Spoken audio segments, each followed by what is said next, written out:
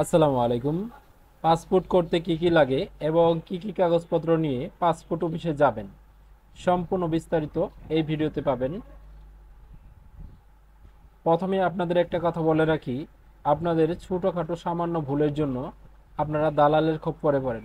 আর দালালের খপ্পরে পড়লেই 1500 থেকে 2000 টাকা আপনাদের পকেট থেকে দালালের পকেটে চলে যায়। আপনারা একটু সচেতন হলেই এই ভুলগুলো আর হবে না।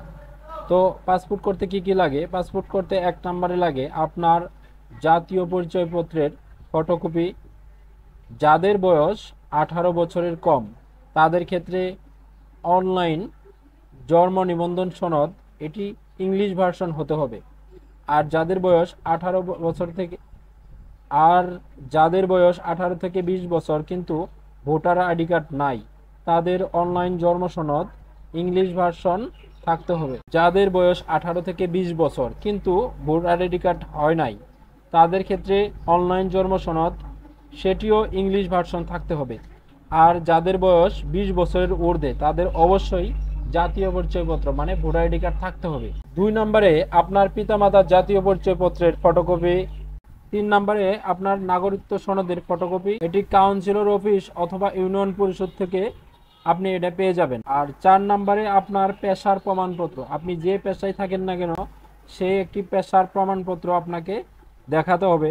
আপনি যদি চাকরিজীবী হন তাহলে আপনার অফিস থেকে একটি প্রত্যয়নপত্র, এবং আপনি যদি ব্যবসায়ী হন তাহলে আপনার ট্রেড লাইসেন্সের ফটোকপি, আপনি যদি স্টুডেন্ট হন তাহলে আপনার আইডি কার্ডের কপি, এবং সর্বশেষ আপনার যে শিক্ষাগত যোগ্যতা সেটি দেখাতে হবে। আপনি যদি কৃষক হন তাহলে আপনার আবাদি জমির পর্চা লাগবে। আর আপনি যদি বেকার হন তাহলে বেকারত্বের একটি সনদ দেখাতে হবে। আর আপনি যদি হাউসওয়াইফ হন সেক্ষেত্রে কোনো প্রমাণপত্র দরকার হবে না। এরপর 6 নম্বরে আপনার যদি পুরাতন পাসপোর্ট থাকে সেই পুরাতন পাসপোর্টের ফটোকপি বা অরিজিনাল কপি যদি দেখতে চাই সেটি দেখাতে হবে। এরপর 7 নম্বরে আপনার ঠিকানার প্রমাণপত্র, আপনি যে ঠিকানায় আছেন সেই ঠিকানার বিদ্যুৎ বিল অথবা গ্যাস বিল যে কোনো একটির ফটোকপি লাগবে।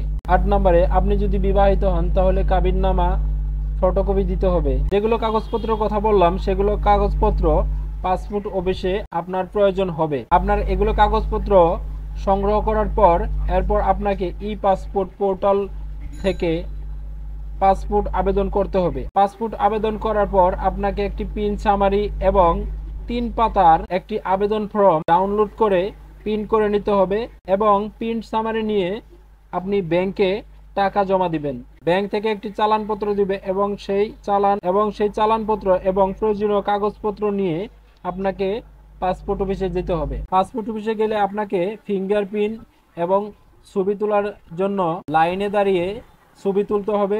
এরপর আপনাকে একটি ডেলিভারি স্লিপ দেওয়া হবে, সেই ডেলিভারি স্লিপটি নিয়ে চলে আসবেন, এবং পরবর্তীতে আপনার মোবাইলে পাসপোর্ট যখন হয়ে যাবে একটি মেসেজ আসবে, তখন আপনি এই ডেলিভারি স্লিপ নিয়ে পাসপোর্ট সংগ্রহ করতে পারবেন। ভিডিওটি যদি ভালো লেগে থাকে অবশ্যই আমাদের চ্যানেলটি লাইক সাবস্ক্রাইব করে পাশে থাকবেন।